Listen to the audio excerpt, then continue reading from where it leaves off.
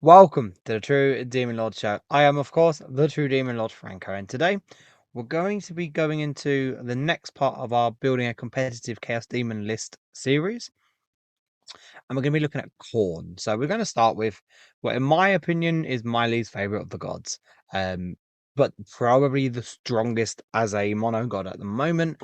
And you can go multiple ways about doing this. We're going to be looking at focusing on just going mono Khorne, as well as ordering putting in a Khorne package into your undivided list. So we're going to go over different types of units that are, all the type of units, to be fair, for Khorne. What ones are good, what ones are the best for doing what jobs, how you kind of want to compose that mono list, as well as what kind of packages are very good for inserting into your general lists. As before, we're not going to fully build a list right now. That is going to be the last episode of this series, where we're just going to basically build several lists, and then just talk through why I've built them in that way to hopefully give you some list ideas. But fingers crossed, this is able to help you out when you come to building your list for mono Khorne or adding Khorne into your list. I can kind of point you in the direction of the type of units, or why, or what kind of units could fill a gap that you're having trouble filling normally. So, I mean, we'll start straight at the top. We've got the Bloodthirster and we've got Scarbrand. So you have two greater demons. As you would expect, the Khorne greater demons are all about, damage. They also, like all greater demons, buff and give some synergy out to units of their own gods. The Bloodthirster has his 6-inch aura +1 hit, which is really, really good. Meaning he can always unless your opponent has multiple instances of a -1 to hit, or they have like a -1 ballistic weapon skill, he's always going to be hitting on 2s. Even when he's bracketed, he's going to cancel that out. But then also letting your Bloodletters hit on 2s, your Blood Crushers hit on 2s, Flesh Hounds hit on 2s, etc., etc. So that's really good, especially in an army where, unfortunately, I think the big weakness with Khorne is just amount of attacks. Like, the damage or the attack quality is actually pretty good. You're not looking at really damage 1. You've got AP in like middle range, like AP2 in a lot of places, which is pretty good. Unfortunately, only having like a couple of attacks at those good profiles means that you are just going to miss them, and every few misses actually really hurts. So being able to add a +1 to hit aura into your list is really, really solid when you've got a lot of Khorne. He also obviously is just an absolute beat stick. You give him Argath pretty much every time you take your first Bloodthirst. You're always going to take Argath, which gives him +1 strength, +1 attack. Unless you're in the shadows, which they always are now in the shadows, in which case it will always be +2 strength, +2 attack. So he is chucking out 9 attacks at strength 18, AP -4, D6 +2 damage, which is pretty nuts. Now, unfortunately, rerolls aren't really something we do, and he's very capable of just rolling a few ones and then missing a few wound rolls. And if you're going into some of the 4+ inv, that can hurt. His Relentless Carnage ability does help as well. So at the end of the fight phase, you're picking an unit within engagement range of him. Roll 8 dice. Every 4+ does a mortal wound. I've used that before, where I've gone in, killed a unit, pod into another unit, and then just done a few mortal wounds to it, and managed to kill enough to either take an objective, or just to be able to hurt that unit, or even be able to finish something off if I've already hurt it in the previous phase, etc., etc. So the Bloodthirsters really offer you a lot of synergy if you're taking a lot of Khorne. If you're going mono Khorne, you take a Bloodthirster, at least one.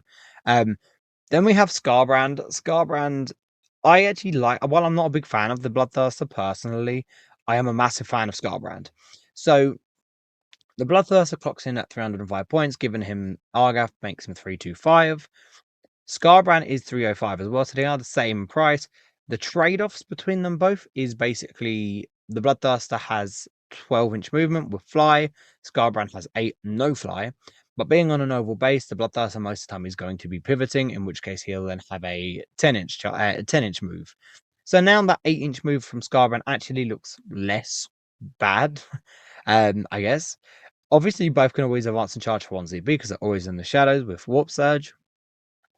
But the trade-off, like we said, is general speed, the mortal output that the Thirster can do. Scarbrand does have his own synergy aura, which is +1 attack for non-monster, non-vehicle Khorne units. So he won't be affecting Soul Grinders or other greater demons, including himself, sadly. But like I said, in my opinion, one of the biggest weaknesses for Khorne is just attack amount. So being able to give your Bloodletters +1 attack, the riders on your Blood Crushers +1 attack, Doggos +1 attack, etc., etc., already goes a long way to fixing that. And then you combine the +1 to hit from the Bloodthirster. All of a sudden, that weakness that kind of Khorne had feels less weak. Obviously, we are taking the greater demons to plug those gaps, but to be honest, it feels right that the greater demons are adding that much synergy. I do think Khorne should have more attacks than they generally do, but it is what it is. And then Scarbrand's real strength is, as you would be surprised, his combat. He has 8 attacks, hitting on 2s at strength 16 -4, 6 damage. Flat 6 damage, which is unlike the Bloodthirster where you miss a few and then you're like, cool, I've got to roll a few damage rolls and they're D6 +1. I know I've rolled a couple 1s and 2s. Oh, that's not good. 3 failed saves is going to kill anything that's got an 18 wounds, which is just really, really good. He doesn't really care about -1 damage. Half damage, he cares less about than most things. It's still not great. It's still throwing out 3 damage. His sweep, though, unlike the Bloodthirsters, which the Bloodthirster's sweep is actually pretty good, which is, I didn't even talk about it. It is 14 attacks or 16 attacks with Argath, strength 10/strength 12, -3 to damage. Scarbrand's sweep attack is weaker. It's 16 attacks at strength 8 -1 2 damage. But he still has a sweep attack, and we'll talk into how you can make that better in a minute. The other cool thing with Scarbrand is when he does get to his bracket stage, unlike every other monster, which is like -1 to hit, he just gets 2 extra attacks. So when your opponent's like, oh, I really need to try and kill Scarbrand, and they've got some important units in combat, and they've actually knocked him down to like 4 wounds, and you're on cool. Yeah, I'm bracketed now. I have an extra 2 attacks, and now he's throwing out 10 attacks at strength 16 -4 6 damage. I've had someone literally help me kill a knight thanks to that extra 2 attacks just by not being able to kill him, and it was really, really nice and really good. So as you can see, both of them do give out massive synergies here, and you if you're taking a monocorn list, you're taking both. In my opinion, you are taking both. You're taking a Thirster with Argath, you're taking Scarbrand, and then maybe a second Thirster is now an option if you want to go with 3 of the big guys. But you definitely want to take both of these dudes here. So I guess we'll focus on the characters, and then we'll look at the attachable characters with the units they attach to. So the next character we're going to look at is, in my opinion, the best of the Khorne units, and that's the REM Master. So the REM Master is just absolutely insane, not outright on his own, but more so how he just buffs the rest of your Khorne stuff. So I mean, profile wise, he's T9, 9 wins for up in he's no slouch. He's got like 5 strength 6 -2/3 damage attacks. He gets to reroll, I believe it's wound rolls against characters, and then gets the heal for like killing characters. And then also has 2 bloodletters on there for a few more strength 5 -2/2 damage attacks. Not a slouch in combat. Is in OC3 as well, so can go in, brawl in the middle with a unit, and then also try and take objectives. So definitely do a bit of good work on his own. But the reason you are really taking him is the ability. So picks a enemy unit visible and within 18 inches of it at the start of the fight phase. Every time a Khorne demon unit targets that unit, they get +1 strength, AP, and damage in combat. That's absolutely nuts. The even more nuts thing about that is they are stackable. They don't give out a named ability. They're not an aura. So therefore, you can stack multiple of these on top of each other. So for like +2 strength AP damage or +3 strength AP damage, you can make your Bloodthirster strength 20 -6 D6 +4 damage with 2 of them, which is just absolutely silly. You can make Scarbrand 8-9 damage. Like, that's silly. But the best place, obviously, for it, even though that is nuts and it is really good if you really need to call something tough, being able to make your bloodletters strength 6 -3 3 damage, strength 7 -4 4 damage is just really good. Making your crushers the same with the riders, and then making the horns strength 7 -2 2 damage, strength 8 -3 3 damage. They have lance as well. Even making your flesh hounds basically into mini fiends, strength 6 -2, 2 damage with 3 attacks each. Like, just you have to take REM Masters. If you're taking a lot of Khorne, take REM Masters. I have taken a fair bit of Khorne without REM Masters, and every single time I've done it, I've just like I wish I had a REM Master here. I've also ran the Ren Masters. There we go. We can speak English. The REM Masters, and they just do so much. And yeah, it's invaluable. If you're taking a lot of Khorne, you need to take them. If you're taking mono Khorne, you are taking them flat. Bloodthirster, Scarbrand, 1 to 2 REM Masters, 3 if you really want. I do think 3 is potentially overkill, but it gives you another third one should they go down. If you've got no Be'lakor, they're not being protected by his Reef and Shades aura.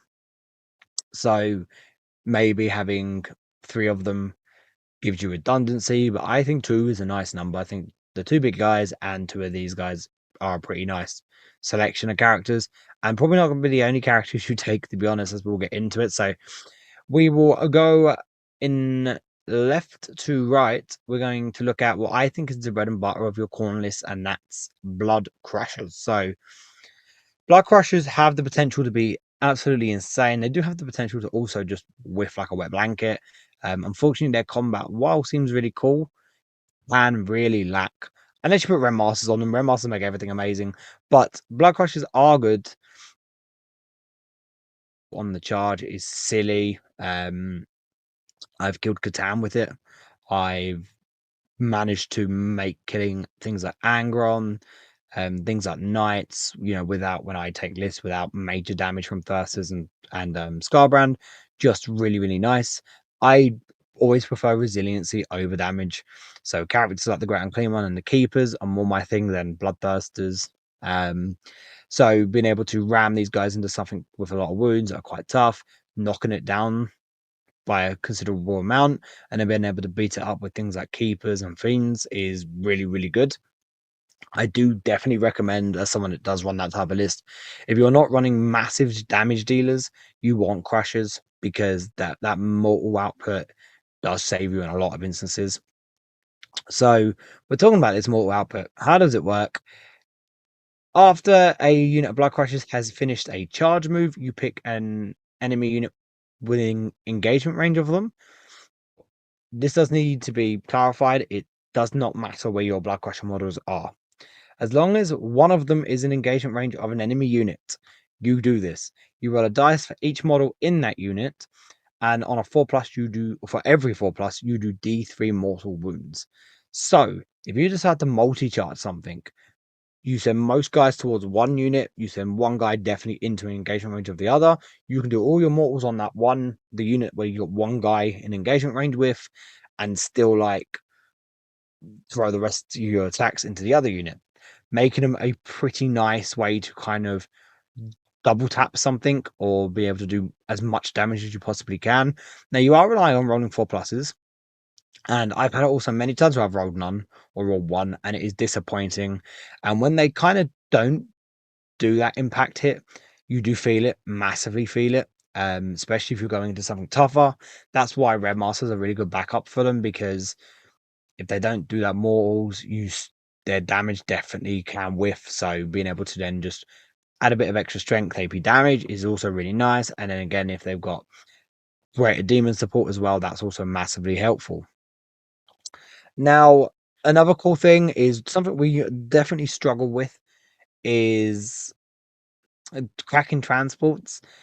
If with your minimal shooting in a corner list, unless you've got skull cannons, which we'll get to, which actually is really good combination here, because being able to chip wounds off of a transport, run into it, basically surround it. We did talk about this in our Bloodthirster focus video we done a few months ago. So check that out, where we explain kind of how to do this little trick of charging into a dedicated transport with something in it, being able to something that's already been wounded, being able to then finish it off with the impact hits and then pile into the unit that's fallen out of it. It does take a bit of finesse when you do your movement, your charges, and all that. But again, we do explain it. We give you the physical demonstration using TTS in that video. So go check that out if you want to see how that's done. Then we have the Skullmaster, which is the attachable character. I'm not a massive fan of him. I don't think he does enough for his 100 points, but I mean, you can add him if you really want to. He gives the Horns devastating wounds, which is not bad. So you got your 4 attacks, they hit on 4s, hit on 3s near Bloodthirster, strength 6 -1 damage, and then he will give them dev wounds. The nice thing there is if you stack REM Masters on them, become damage 2, damage 3. That actually is quite a nice synergy, but I don't think it's enough. If it was all the wounds get devs, all the attacks get devs, then I actually think he would then definitely be more worth it. His other ability, though, I do like, which is being able to tag as many units as you can when you charge, and then every unit his unit ended an engagement range of after they made a charge move have to take a battle shock test. This is really, really nice. Because this will allow you to, if the unit fails it, especially if they're within the shadows, and so they're at -1, not just that they're taking the D3 mortal wounds for being in the shadows, more importantly, it means now you can get the full effect of the Drought of Terror stratagem, which is normally just +1 AP, which is also good. But then the other part of it, which doesn't come up that often, is if the unit you put it on your unit, if this unit then targets a battle shocked unit, they can re-roll the wound roll. This is really, really handy, especially into a tougher target. So I do think that's why you would want to take him, and then just relying on those battle shocks. Otherwise, I don't know if the devs do enough to really warrant his existence. But he does give you another dice on your impact hits as he's a model in the unit. So a full unit will be chucking 7 dice, which means your averages now change, which is actually really nice. So there is an argument for him. I think at 100 points, sorry, I do think he's pricey. That has reminded me, and I don't know how I forgot it, but Scarbrand has one more pretty nice ability. So when an enemy unit wants to fall back from him, they do have to take a leadership test. Now, this is not affected by your -1 battle shock debuff from the shadows. The only thing that does affect this for us is blue horrors. So if you have a unit of blue horrors, not pink horrors with blues in it, an actual unit of blue horrors, whether it be because all the pinks have died or you took blue horrors, they do have a -1 leadership aura of 6 inches from a blue horror model. So if you're running blue horrors, that's a nice little combination to do. And then if they fail the leadership test, they can't fall back, which is potentially really nice. I've actually had that win me a game where the unit wasn't able to fall back. They had fall back and shoot. This was before Pariah, so they were able to fall back because they were eligible to shoot. They could do an action.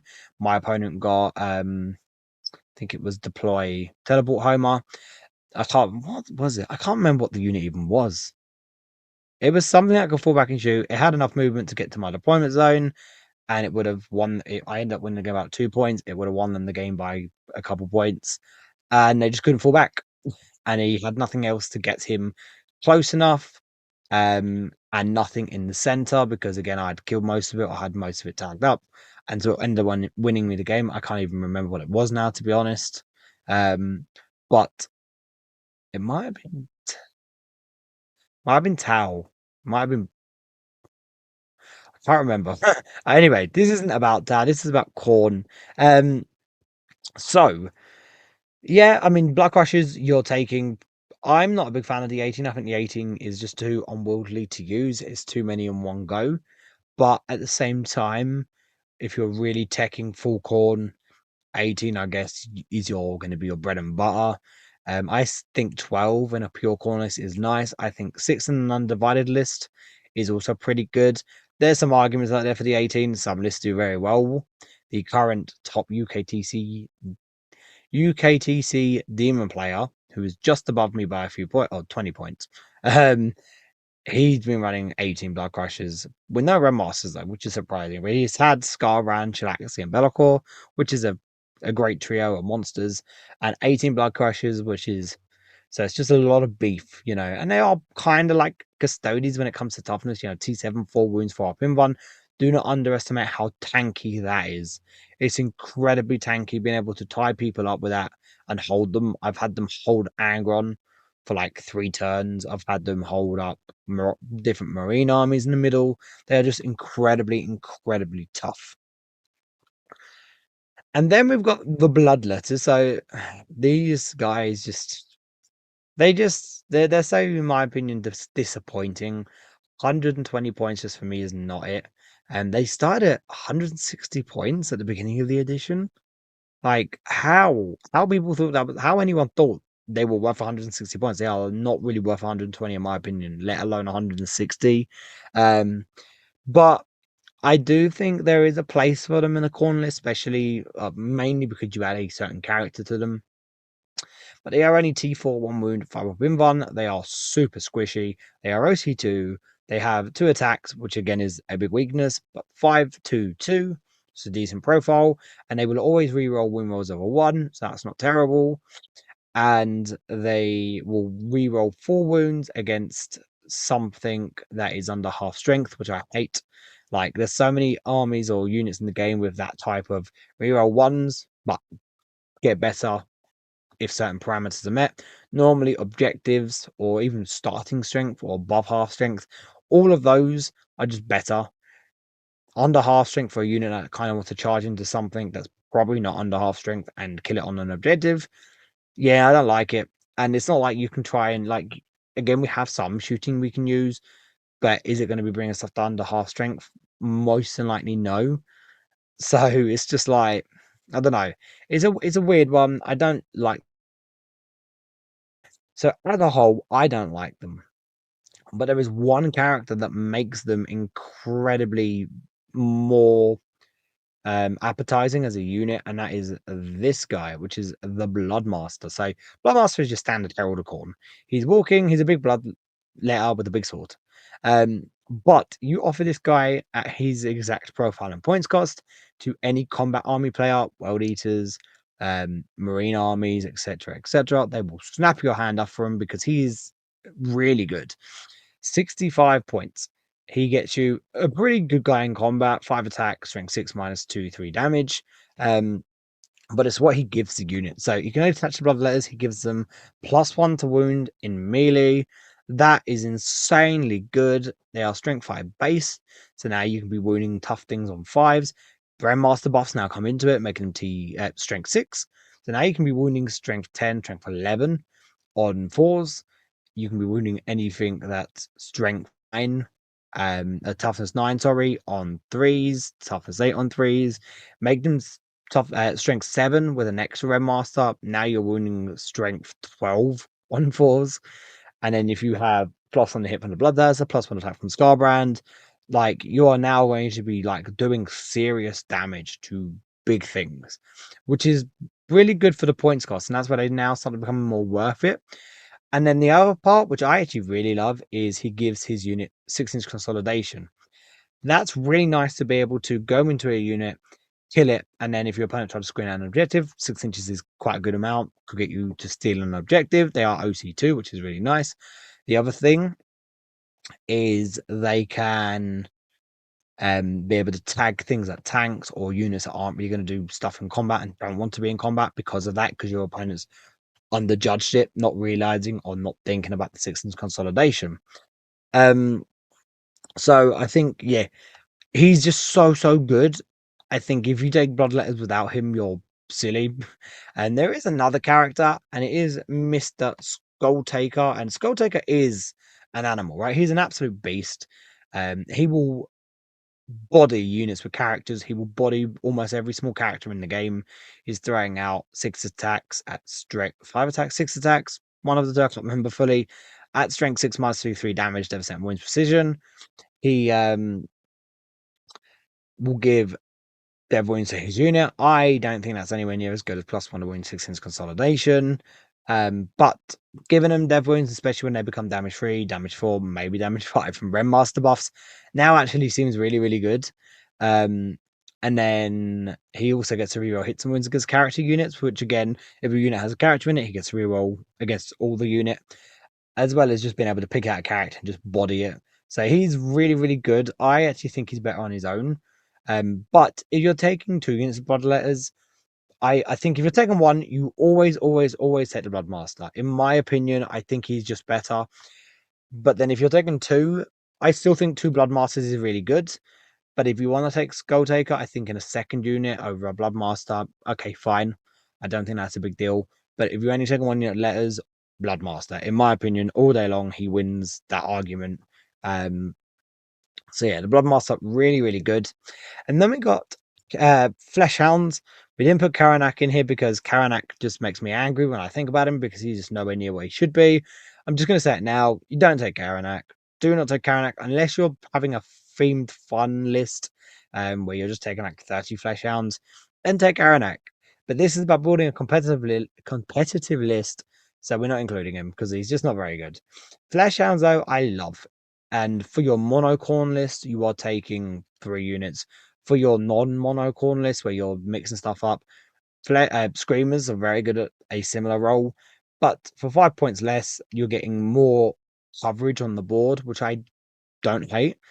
They also chuck out 3 attacks, strength 5 -1/1 damage, so they can brawl with things in the middle a bit. They're not going to be ripping things off the board unless it's really small, weak things, cultists, stuff like that. And they move 12, and they're beasts, so they're pretty fast. 11 if you want to pivot them because they're on oval bases, but they also have a great footprint, being able to just string across with those bases and the movement, meaning you can just move block. And I love using them to move block. They're great in World Eater matchups. They're great in any matchup that's like combat armies, Wolf Jail, being able to string across in between terrain pieces, so they just kind of hit them and get stuck, and then it gives you a turn to stage as they go in and kill flash hounds. Then you hit them back. If they don't, they've stayed backwards, which is fine.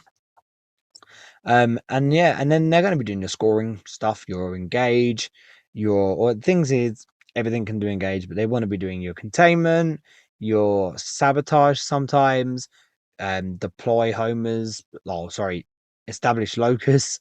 But yeah, they're just really good for 70 points for 5, and they're heroic for 3.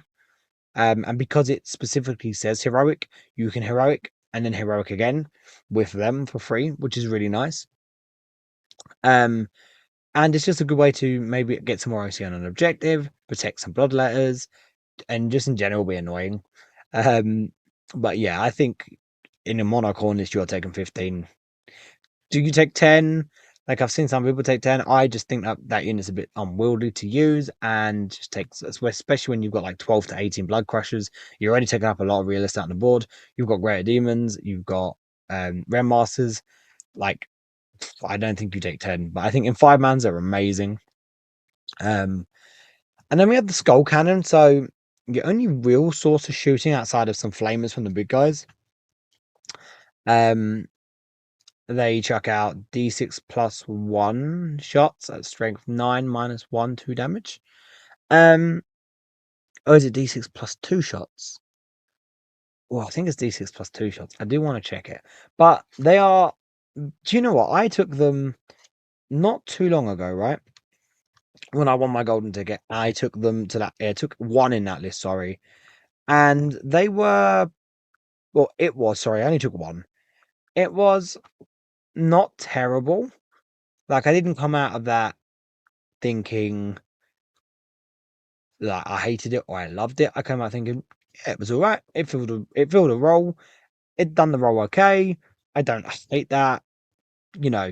So I think, to be honest, you're taking it for a bit of shooting. But the battle shock. So when it shoots at something, it will proc a battle shock against a unit that it hit. While that's nice, I don't think you rely on that whatsoever. I didn't when I took it. It was more of a, oh, I have this thing. Oh, you followed your battle shock. Sweet. Oh, now I can like try and drought it.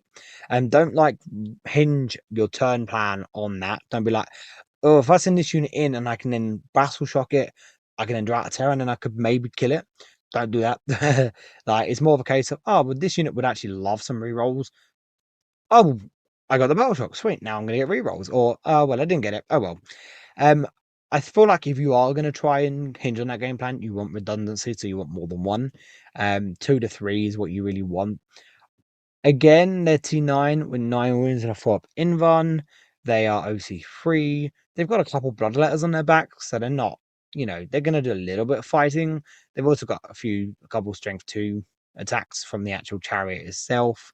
And like I said, it forces your opponent to actually respect you, because the problem is when you have no shooting or no real long range shooting or shooting of anything really, People then just deploy in positions where now they've got a good advantage of getting some good movement.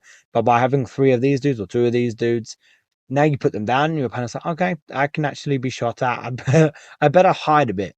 So that's quite nice. They are D6 plus 2 shots, which I thought before I said D6 plus 1, I was like, no, they're D6 plus 2. And then I wasn't sure. They are D6 plus 2. Strength 9 minus 1, 2 damage, which is okay profile. You can route to make 1 minus 2 if you really want. I think again in a Khorne unit, in a Khorne list, I think 1 to 2 of them is fine. Maybe 2 of them.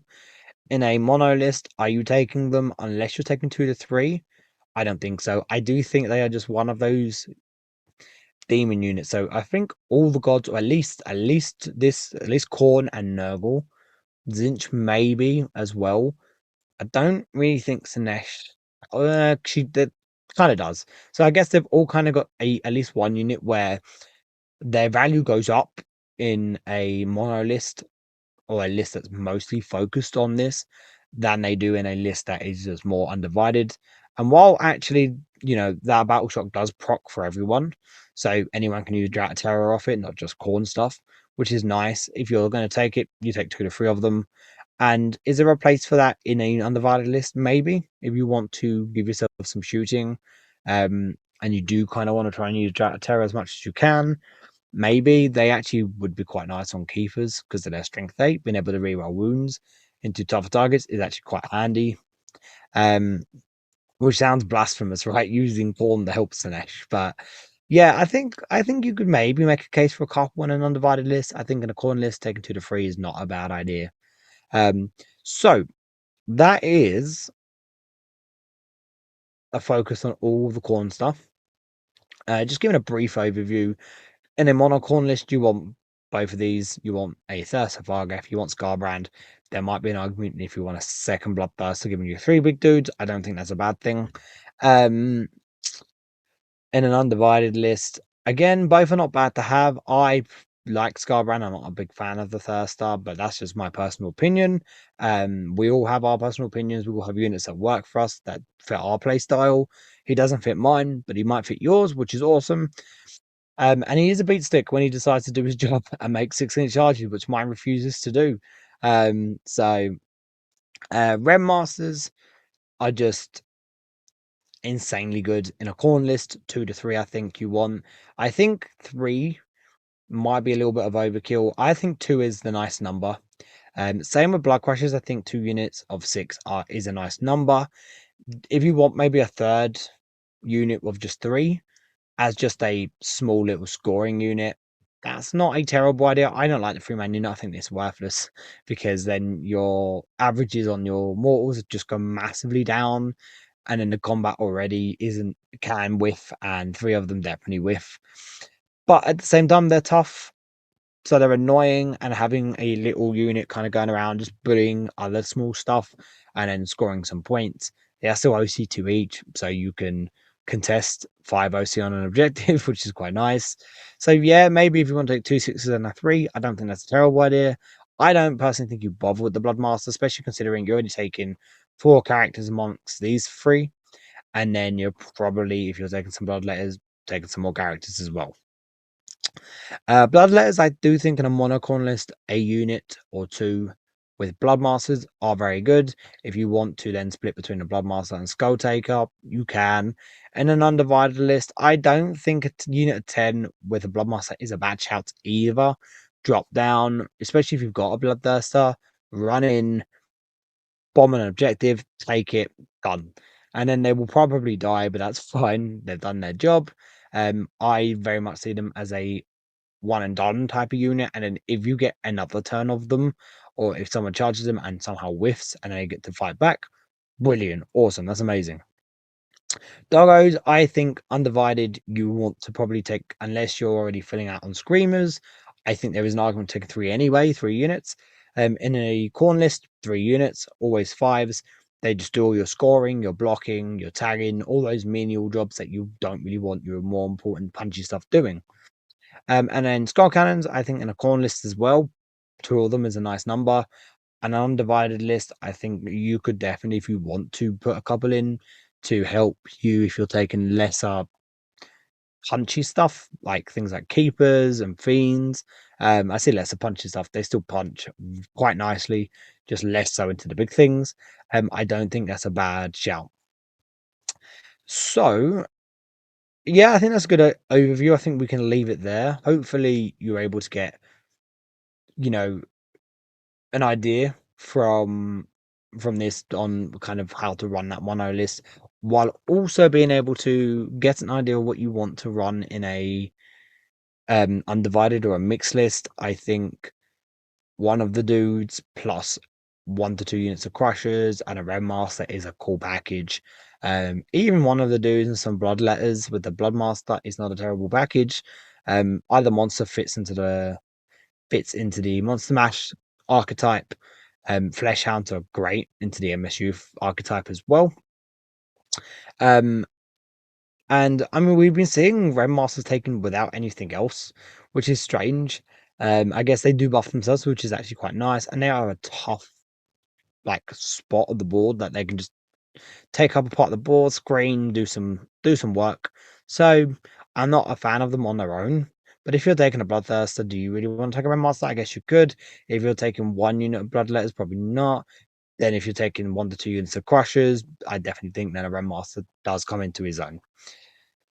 So yeah, I think we'll leave it there. I don't want to come 100% say what the next god will be for this series, but I'm gonna go out and say Slanesh. I think it'll be Slanesh because I do want to talk about Slanesh. To be fair, the next three I love talking about anyway. So Slanesh will probably be the next one because that's the one I'm on the highest of at the moment.